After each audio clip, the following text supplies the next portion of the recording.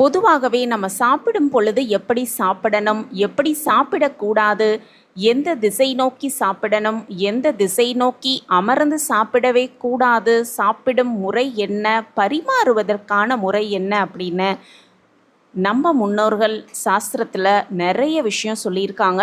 சில திசைகளை நோக்கி சாப்பிட வேண்டும் அப்படின்னும், சில திசைகள் கண்டிப்பாக சாப்பிடவே கூடாது அப்படின்னு சொல்லுவாங்க. அந்த வகையில் எந்த திசை நோக்கி நம்ம சாப்பிட்டோன்னா செல்வம் சேரும், பணம் அதிகரிக்கும் அப்படிங்கிறத பற்றி இந்த பதிவில் நம்ம தெரிஞ்சுக்கலாம். எந்த திசை நோக்கி சாப்பிட்டால் ஆயுள் வளரும் அப்படின்னும், எந்த திசை நோக்கி சாப்பிடக்கூடாது அப்படின்னும் நிறைய விஷயங்கள் இந்த சாப்பாட்டுக்கு அப்படின்னு நம்ம முன்னோர்கள் வகுத்து வச்சுருக்காங்க. அந்த வகையில் செல்வம் சேருவதற்கான திசை என்ன, அந்த திசை நோக்கி தான் நம்ம தினமும் சாப்பிட்றோமா அப்படிங்கிறத சரிபார்த்து கொள்ளலாம். நம்ம சாப்பிடும் உணவு அப்படிங்கிறது நமக்கு ஆரோக்கியத்தை தருவதாக இருக்கணும். பஞ்சபூதங்களை அடிப்படையாக கொண்டு வாஸ்து சாஸ்திரத்தில் 4 திசைகளுக்கும் ஒரு சக்தி ஏற்பட்டிருக்கு.